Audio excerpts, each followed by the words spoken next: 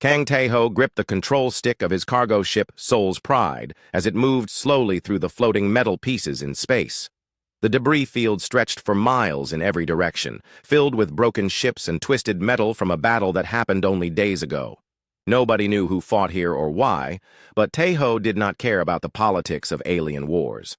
He cared about finding something valuable to sell at the next space station. The ship was old and needed constant repairs. The paint was peeling off. The hull and the engines made strange noises when they worked too hard, but it was home to Tae-ho and his 2 crew members. They had been together for 3 years now, ever since humanity made first contact with the galactic community. Life as independent cargo haulers was hard, but it was better than working for the big corporations back on Earth. Park Da-eun sat at the scanner station, her fingers dancing over the controls as she searched for anything useful in the wreckage. She was the ship's medic and also knew a lot about alien biology. Her black hair was tied back in a simple ponytail, and she wore the standard blue jumpsuit that all crew members used. Da-eun was quiet most of the time, but she was the smartest person Tae-ho knew. Lee Woo-jin was in the engine room below, keeping their old systems running. He was Tae-ho's best friend since their days in the Earth military. Woo-jin could fix anything with metal and wires, and he always had a joke ready when things got difficult. The sound of his tools echoed through the ship as he worked on something that was probably breaking down again. The 3 humans had learned to work together like a family. They shared meals, told stories, and helped each other when times were hard. In the big galaxy full of different alien species, they only had each other to count on. Da-eun suddenly sat up straight and pointed at her screen. Her voice was excited but quiet. Tae-ho, I am getting a life sign reading from that broken ship over there. Tae-ho looked where she pointed. A large alien vessel floated nearby, split almost in half. Its hull was a strange purple color that humans had never seen before, and it had designs that looked like flowing water carved into the metal. Most of the ship was dark and cold, but one small section still had power. Are you sure it is alive? Tae-ho asked. He had seen scanner errors before that made broken computers look like living beings. Da-eun checked her readings again and nodded. The signal is weak but steady. It looks like something small, maybe the size of a human child. Tae-ho felt his stomach twist. A child alone in space was something no person should ignore, but getting involved with alien survivors could cause big problems. The galactic community had many laws about interference between species. Humans were still new members and had to be very careful not to break rules they did not understand. He pressed the communication button to talk to Woo-jin. Hey, we found a survivor in the wreckage. What do you think? Woo-jin's voice came back through the speakers, slightly distorted by static. A survivor? That could mean trouble, Tae-ho. We do not know whose side they were on in this fight. It might be a child, Da-eun added into the microphone. There was silence for a moment. Then Woo-jin sighed loudly. A child changes everything. We cannot leave a child to die in space, no matter what the laws say. Tae-ho smiled. He knew his crew would make the right choice. Da-eun, can you guide us to that ship? Let's see what we can do. The Soul's Pride moved carefully through the debris field toward the broken alien vessel. Tae-ho had to pilot around large pieces of twisted metal and avoid small fragments that could damage their hull. The ship's old engines hummed loudly as they worked harder than usual. As they got closer, Da-eun could see more details on her scanners. The life sign is coming from what looks like an escape pod attached to the main ship. The pod still has air and power, but both are running out fast. Tae-ho positioned their ship next to the alien vessel and extended the docking tube. The tube was designed to connect with human ships, but Woo-jin had modified it to work with most alien designs. It took several tries, but finally they heard the sound of a successful connection. Woo-jin climbed up from the engine room, carrying a bag of tools and emergency equipment. He was a stocky man with short hair and strong hands that were always stained with grease. The connection is good, but I do not know how long it will hold. That alien ship is falling apart. Da-eun grabbed her medical kit and a portable scanner. The 3 humans put on their spacesuits and checked each other's equipment. Working in space was dangerous even under normal conditions, and entering an unknown alien ship made it much worse. They opened the airlock and moved carefully through the docking tube into the alien vessel. The gravity inside was lighter than Earth normal, making each step feel like a small jump. The walls were covered with symbols that looked like flowing water, and the air had a strange smell like flowers mixed with metal. Emergency lights flickered on and off, casting moving shadows down the corridors. Their footsteps echoed in the empty hallways as they followed Da-Yun's scanner toward the life sign. The ship felt dead except for the small area where something was still alive. They found the escape pod in a small chamber near the back of the ship. It was shaped like an egg made of clear material, and inside they could see a small figure lying very still. The figure had scales instead of skin, and was about the size of a human 8-year-old. Da-Yun ran her scanner over the pod and frowned at the readings. "The life support is failing. We have maybe 10 minutes before it runs out completely." Wu Jin examined the pod's opening mechanism while Tae-Ho stood guard. The controls were different from human technology, but the basic idea was the same. Wu Jin found what looked like an emergency release and pressed it. The pod opened with a soft hiss of escaping air. Inside was a small alien child with green scales, large yellow eyes, and one arm that looked twisted and weak. The child was barely breathing and did not respond when Da-Un touched its shoulder. "We need to get this little one back to our ship right now," Da-Yun said. She carefully lifted the alien child, surprised by how light it was. The child's body was warm, but its breathing was very shallow. As they carried the child back through the alien ship, Tae-Ho noticed something strange. There were no other escape pods and no signs that anyone else had tried to survive. It was as if this child had been left alone on purpose. They made it back to Seoul's Pride just as the alien ship's power finally failed completely. The corridor lights went dark and the artificial gravity stopped working. Wu Jin quickly disconnected the docking tube and moved their ship to a safe distance. Dae-Yun took the alien child to the medical bay and began working to save its life. She had studied alien biology but had never treated a non-human patient before. She used her scanner to learn about the child's body and started providing oxygen and fluids through tubes. Tae-Ho and Wu Jin watched from the doorway as Da-Un worked. The child's breathing got stronger and its yellow eyes opened for a moment, before closing again.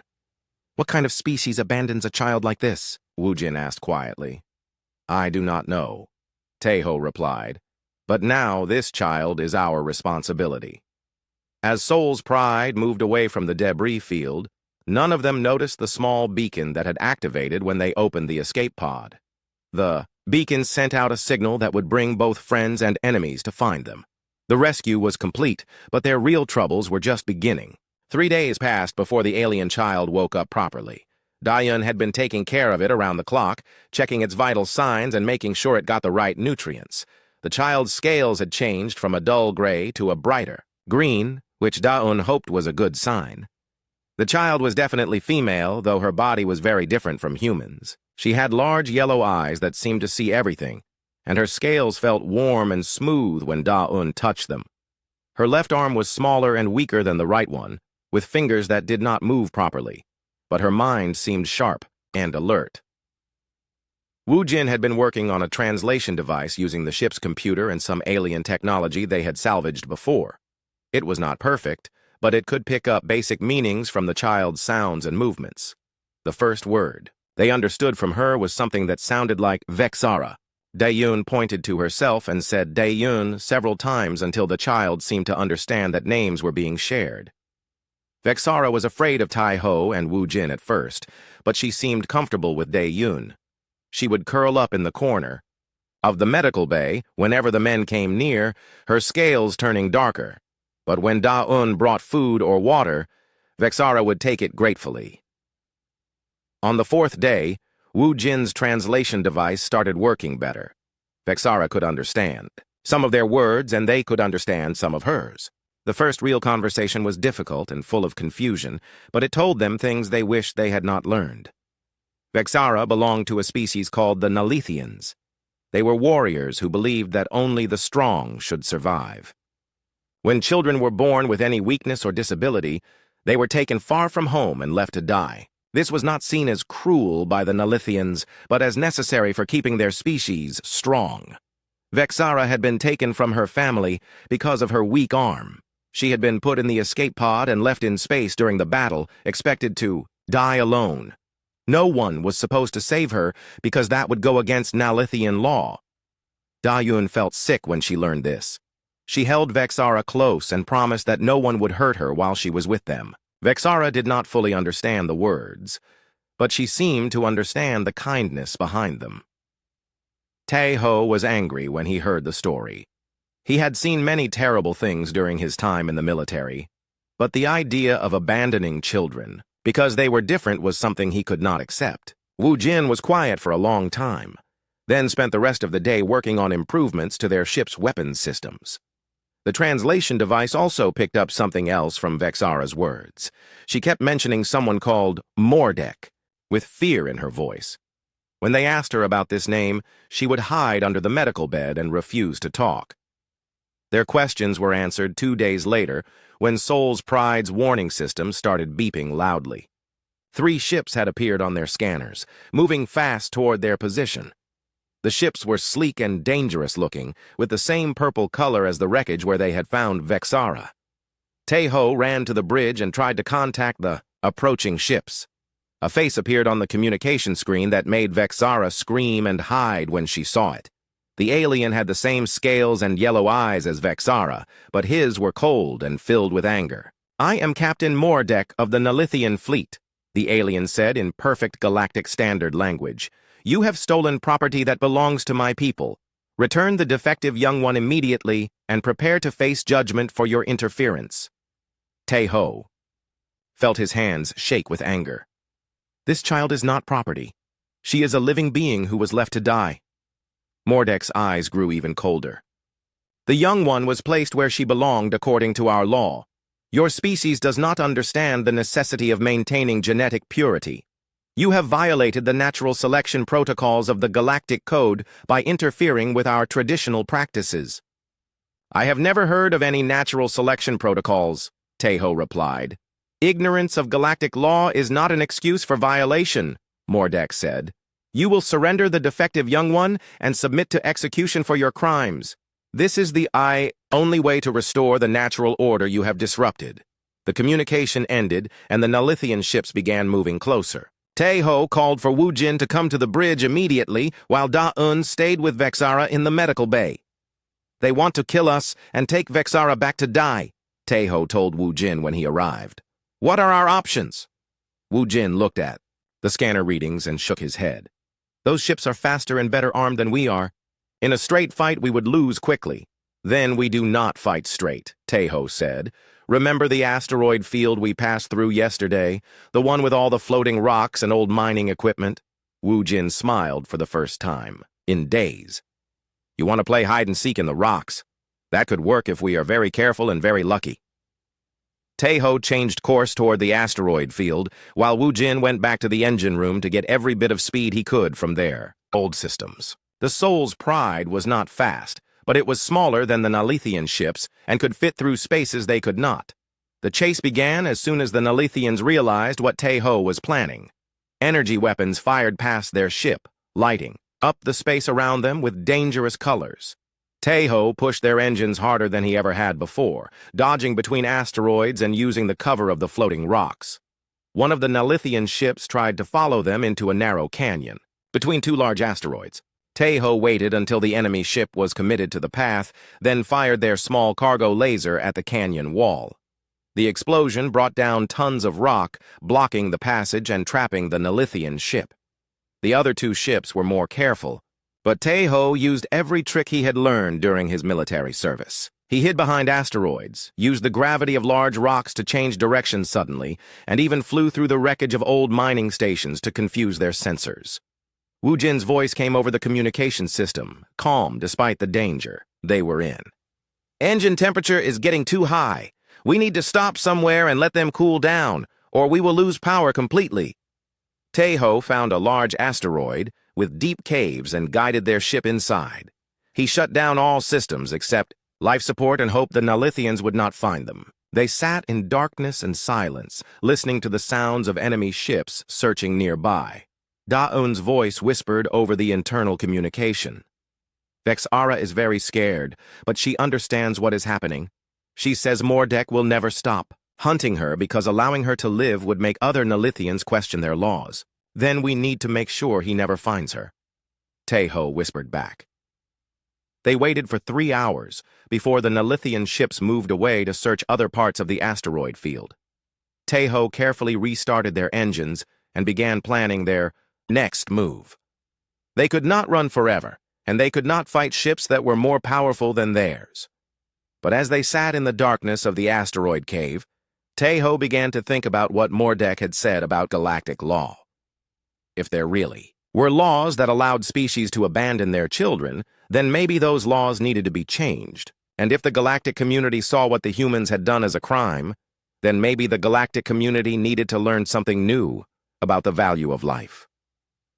Vexara came to the bridge, holding Da-Yun's hand tightly. She had been learning more, human words every day, and now she spoke carefully in broken sentences. "Humans different," she said, her yellow eyes looking directly at Taeho. "Humans keep broken things and make them strong." Taeho smiled and reached out to touch her good hand. "Yes, we do. And we are going to keep you safe no matter what it takes." Outside the asteroid cave, space was quiet. But Taeho knew that Mordek and his ships were still out there, searching. The hunt was far from over, and the next time they met, there might be no place to hide.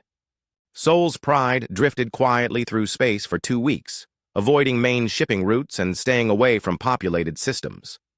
Taeho knew they could not hide forever, but he hoped to find somewhere safe while they figured out what to do next. During those weeks, something amazing happened. Vexara began to heal in ways that had nothing to do with medicine. When Da-Un first found her, the child had been broken in spirit as well as body. She barely spoke, flinched at sudden movements, and seemed to expect pain from every interaction. But the humans treated her differently than anyone ever had before. Da-Un never showed impatience when Vexara's weak arm made simple tasks difficult.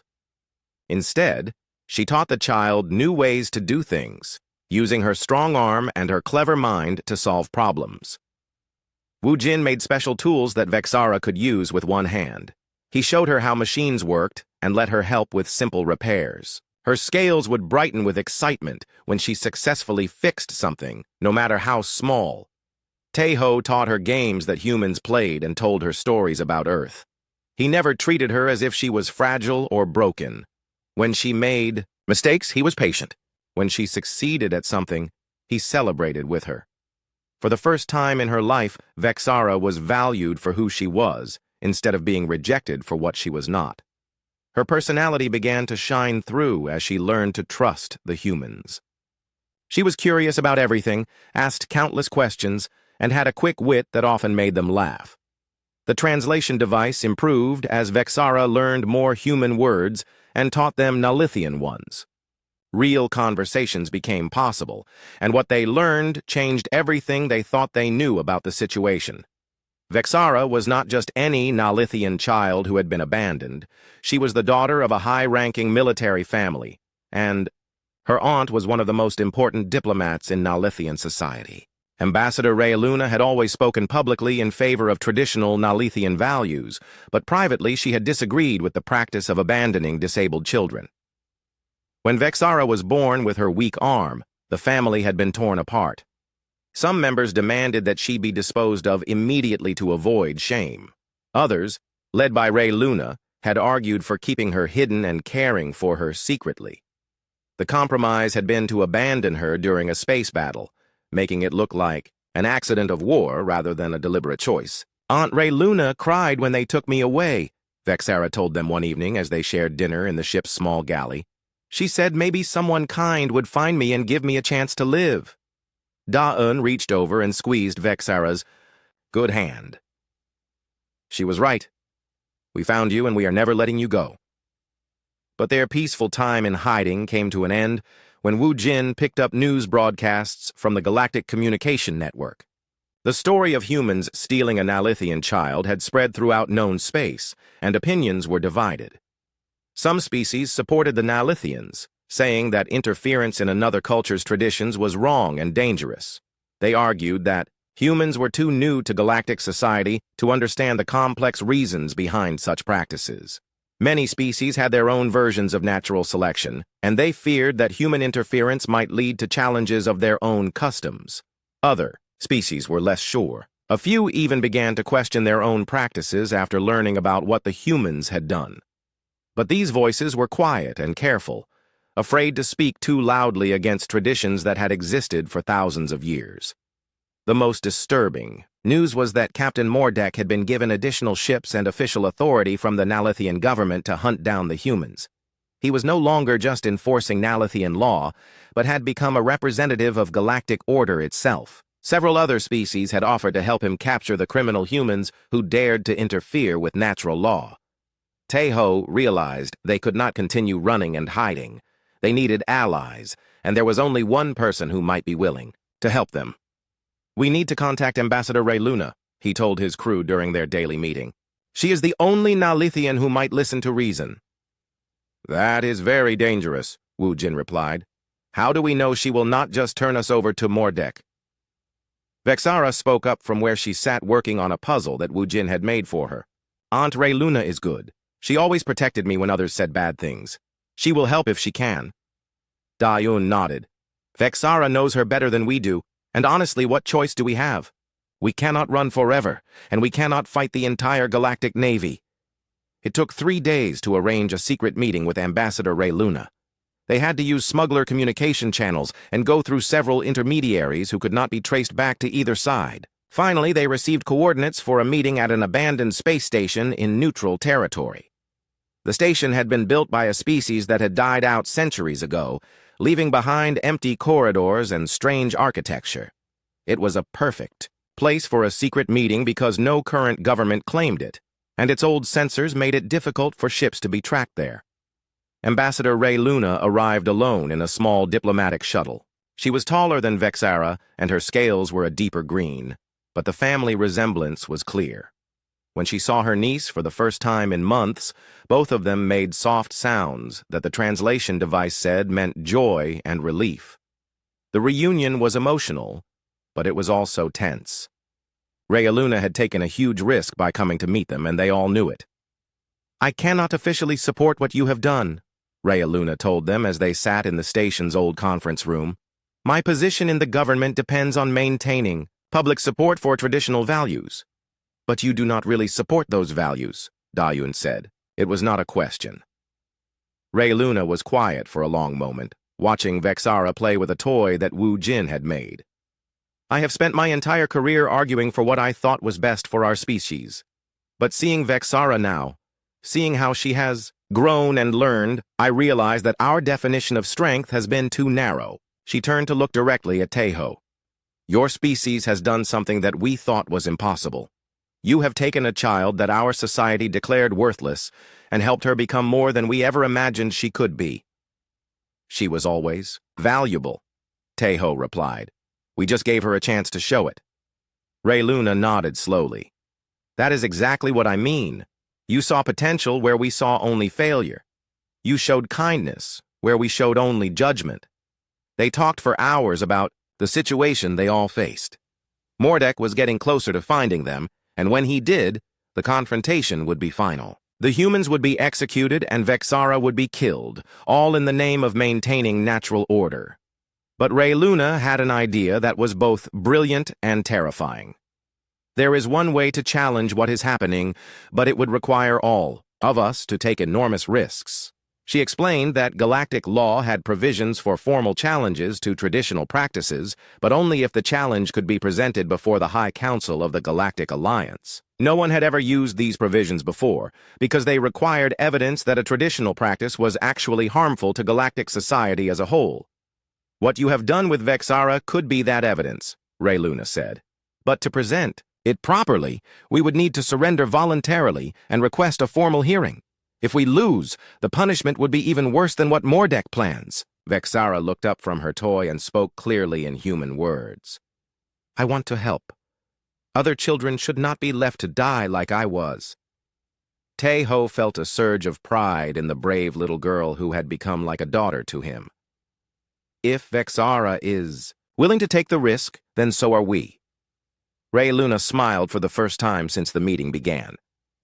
Then we need to contact the High Council and request an emergency hearing. But first, we need to prepare very carefully because we will only get one chance to change the minds of beings who have believed the same things for thousands of years. As they began planning their next move, none of them knew that Mordek's ships had finally tracked their communications and were already moving toward the abandoned station. The final confrontation was closer than they thought. The emergency hearing was granted faster than anyone expected, but not for the reasons they had hoped. Captain Mordek had found their meeting place just hours after Ray Luna contacted the High Council, and the confrontation that followed forced the Council's hand. Mordek arrived with a full battle squadron, surrounding the abandoned station with enough firepower to destroy it completely. His voice echoed through the station's old communication system as he demanded immediate surrender. "Ambassador Ray Luna, you have committed treason against your own species by consorting with criminals." His voice boomed through the corridors. "Surrender the humans and the defective young one immediately, or I will destroy the station and report that you died heroically trying to stop the criminals." Ray Luna stood in the station's communications center, her scales pale with fear, but her voice steady. "Captain Mordek, I invoke my diplomatic immunity and request immediate transport to the High Council chambers. I am prepared to present evidence that this matter requires formal review." There was a long silence before Mordek responded. "You cannot hide behind diplomatic protocols forever, Ambassador. The humans have violated galactic law, and the defective young one must be disposed of according to Nalithian tradition." "Then let the High Council decide that," Ray Luna replied, "unless you are afraid that your interpretation of the law might be questioned." It was a clever challenge. Mordek could not refuse a formal hearing without looking like he was afraid of having his actions reviewed. Within hours, transport ships arrived to take all of them to the galactic capital for an emergency session of the High Council. The trip to the capital took 2 days, during which Vexara stayed close to Da-Yun and practiced the speech they had prepared together. She would be the key witness in their case, and everything depended on her ability to show the council members what she had become. The galactic capital was a massive space station that housed representatives from hundreds of different species. The architecture was designed to accommodate beings of many different sizes and needs, with corridors that could be adjusted for gravity, atmosphere, and temperature. The High Council chamber was enormous, with seating for thousands of representatives, arranged in concentric circles around a central speaking area. When the humans were brought in for their hearing, they found themselves standing before beings unlike anything they had ever imagined. Some council members looked almost human, while others were so alien that it was hard to tell where their bodies ended and their technology began.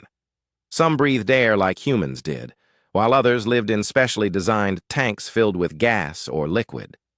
The diversity was overwhelming, but they all shared one thing in common. They had been making decisions about galactic law for thousands of years. High Arbiter Colthane presided over the hearing. He was a Nalithian like Vexara, but much older and larger, with scales that had turned silver with age. His yellow eyes were sharp and intelligent, and when he looked at the humans, they felt as if he could see right through them. This hearing has been called to address the actions of 3 humans who are accused of violating the natural selection protocols of the Galactic Code, Colthane announced in a voice that carried clearly through the vast chamber. Captain Mordek will present the case for prosecution, and Ambassador Ray Luna will present the case for defense. Captain Mordek stood and activated a holographic display that showed images of the rescue and the chase that followed. His presentation was precise and formal, laying out exactly how the humans had broken galactic law. The humans knew they were interfering with Nalithian traditional practices, he said. They were warned of the consequences but chose to continue their criminal behavior. The natural selection protocols exist to maintain the genetic integrity of all species and prevent the spread of weakness that could threaten galactic stability. He pointed to Vexara, who stood between Da-Un and Teho. This defective young one was properly disposed of according to laws that have existed for millennia. By saving her, the humans have disrupted the natural order and set a dangerous precedent that could encourage others to interfere with traditional practices. Many of the council members nodded in agreement. The natural selection protocols were not just Nalithian law, but galactic law that applied to many species. Interfering with them was considered one of the most serious crimes possible. When Mordek finished, Rayluna stood to present their defense. She had prepared her arguments carefully, but everyone knew she faced an almost impossible task. "Honored council members," she began, "I do not dispute that the humans technically violated the natural selection protocols, but I ask you to consider whether these protocols are serving their intended purpose, or whether they have become outdated practices that actually harm our galactic community." She activated her own holographic display, showing medical scans and behavioral recordings of Vexara from before and after her rescue. This young one was declared defective and worthless according to Nalithian law. But observe what has happened under human care. The recording showed Vexara's remarkable transformation. Her weak arm had not become stronger, but she had learned to compensate in ways that made her more capable than many beings with two strong arms. Her intelligence had flourished under encouragement instead of rejection. Most importantly, she had developed qualities of creativity and empathy that were rare among Nalithians. The humans did not make her stronger in the way we traditionally measure strength, Rayluna continued. They revealed strengths that already existed, but had been suppressed by our narrow definitions of value. Several council members stirred with interest, but others remained skeptical. One representative from a species that practiced even stricter selection protocols stood to object. "Ambassador Rayluna, you ask us to abandon practices that have kept our species strong for thousands of years based on a single example," the alien said in a voice like grinding stone. "Even if this individual has shown some adaptation, that does not prove that preserving the weak is beneficial to galactic society." Rayluna nodded respectfully. "You are correct that one example is not proof of a universal principle. But I ask you to consider what this example reveals about the nature of strength itself." She gestured toward Vexara, who stepped forward as they had practiced. The small alien girl looked tiny in the enormous chamber, but her voice carried clearly when she began to speak. "My name is Vexara," she said in carefully pronounced galactic standard language. "I was left to die because my arm does not work like other arms. But my humans taught me that there are many kinds of strength." She held up a small device that Wu Jin had helped her build. "I made this tool with my weak arm and my strong mind. It can fix things that others cannot fix because it works differently." The device projected a complex hologram that showed innovative solutions to engineering problems that had puzzled galactic scientists for years. Vexara had combined Nalithian intuition with human creativity to develop approaches that neither species had thought of alone. "I am not strong the way Nalithians think of strong," she continued. "But I am strong in new ways. If I had died, these ideas would have died with me." The chamber was completely quiet as council members considered her words. Then Vexara did something that no one expected. She walked directly toward High Arbiter Colthane, the most powerful Nalithian in the galaxy. "Great Arbiter," she said, looking up at him without fear. "My humans are good. They did not steal me or break me. They saved me and helped me become who I was meant to be. Is that really a crime?" Colthane looked down at the small figure before him for a long moment. When he spoke, his voice was softer than it had been throughout the hearing. "Child, do you understand that by living you challenge everything our people have believed about strength and weakness?" Vexara nodded. "Yes, Great Arbiter. But maybe what we believed was not complete. Maybe strength comes in more shapes than we knew." The hearing continued for hours as council members debated and questioned witnesses. Some argued that changing ancient laws based on human interference would set a dangerous precedent. Others suggested that the evidence presented showed flaws in current practices that needed to be addressed. As the debate grew more intense, it became clear that the council was deeply divided. Some species supported maintaining traditional practices, while others began to question whether their own selection protocols might be eliminating valuable individuals. Finally, High Arbiter Colthane called for order and announced that the council would deliberate overnight before reaching a decision. The humans and Vexara were taken to quarters in the diplomatic section of the station to wait. That night, as they tried to sleep, they all knew that their fate would be decided by the morning. If the council ruled against them, they would face execution, and Vexara would be killed as originally planned. But if they won, they might change the course of galactic civilization itself. Da-Yun held Vexara close as the child finally fell asleep. "Whatever happens tomorrow," she whispered, "you have already proven that you deserve to live." Outside their quarters, the debates continued through the night as council members struggled with questions that challenged the foundations of their societies. The council chamber was packed with representatives from across the galaxy when High Arbiter Colthane announced the decision. News of the hearing had spread through galactic communication networks, and billions of beings waited to learn whether ancient traditions would be upheld or challenged. Taiho, Da-Yun, Wu Jin, and Vexara stood in the center of the chamber, surrounded by more alien species than humans had ever seen in one place. Ambassador Ray Luna stood with them, her diplomatic career, and possibly her life, depending on the words they were about to hear. Captain Mordex sat in the prosecution section, confident that galactic law would support his actions. He had spent the night receiving messages of support from species across the galaxy who practice their own forms of natural selection.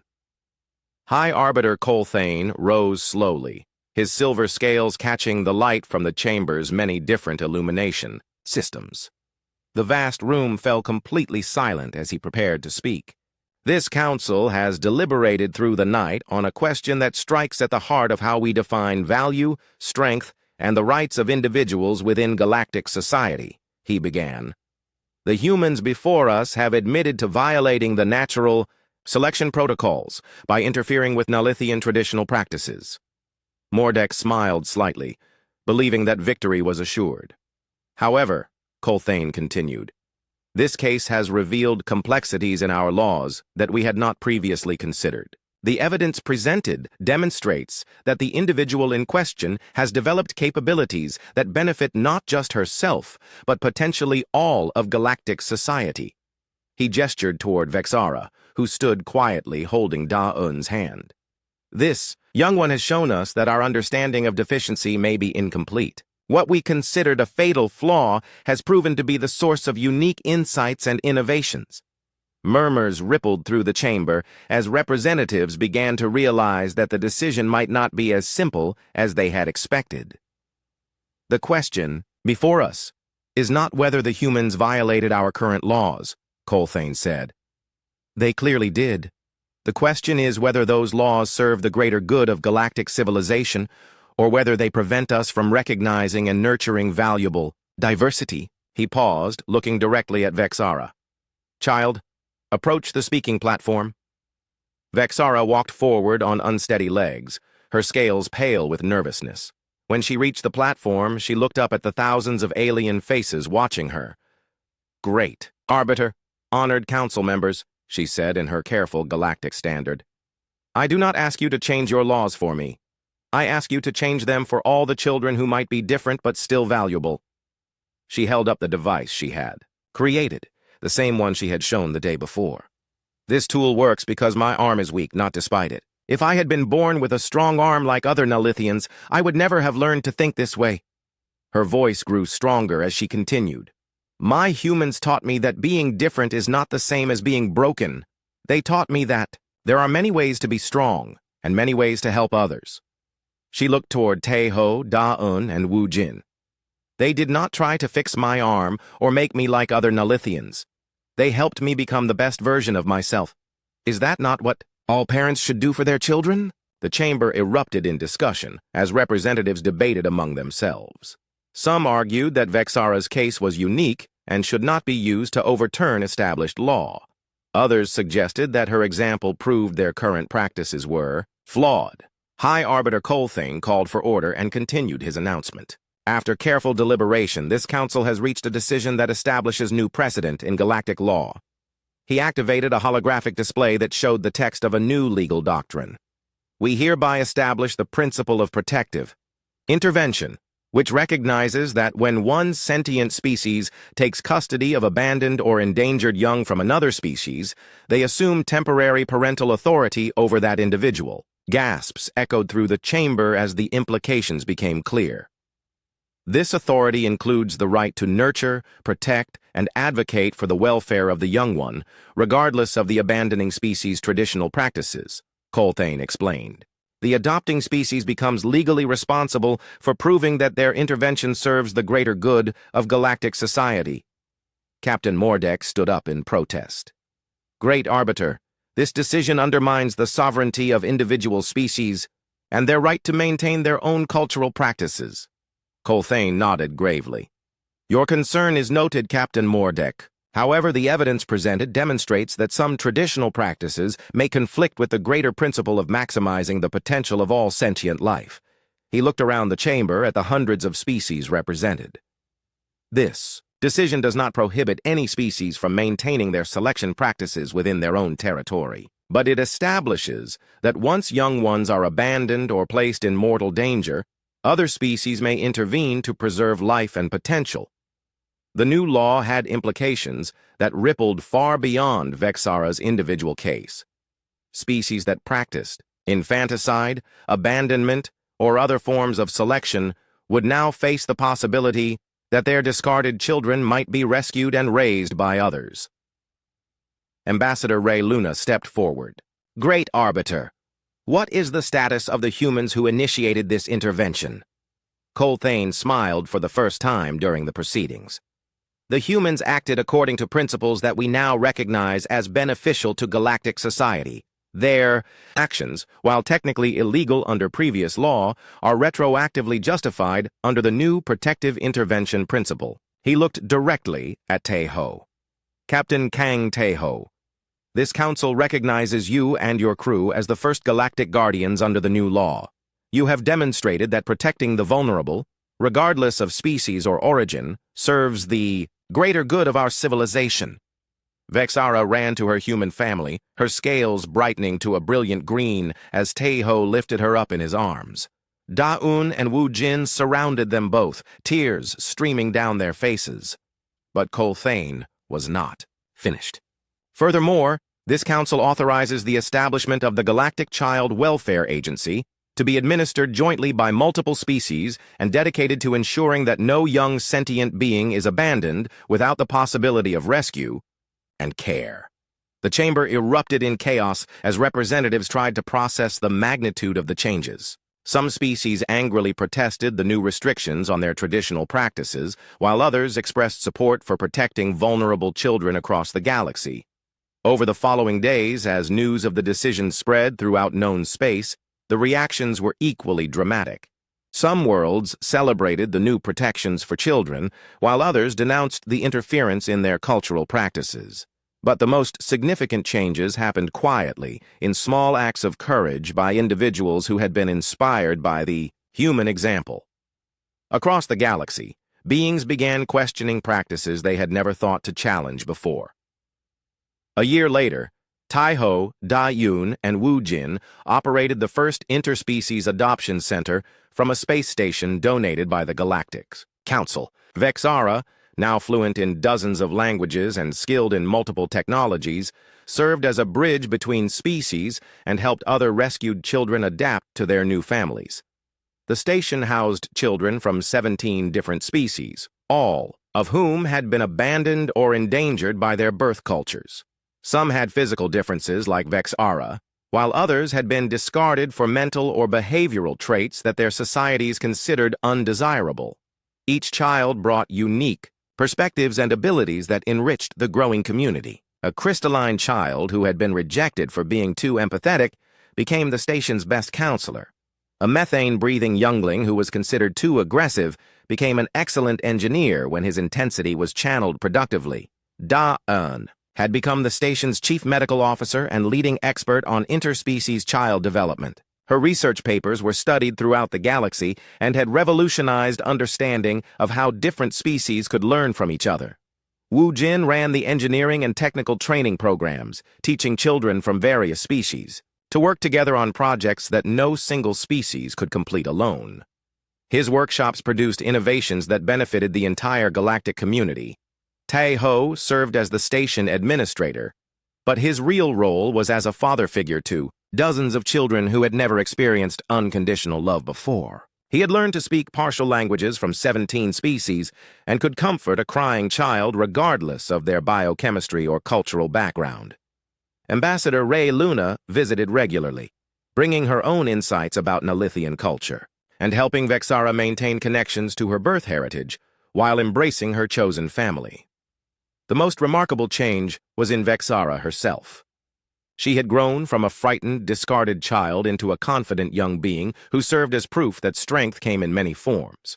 Her weak arm had never grown stronger, but she had learned to use it in ways that amazed everyone who watched. Her work.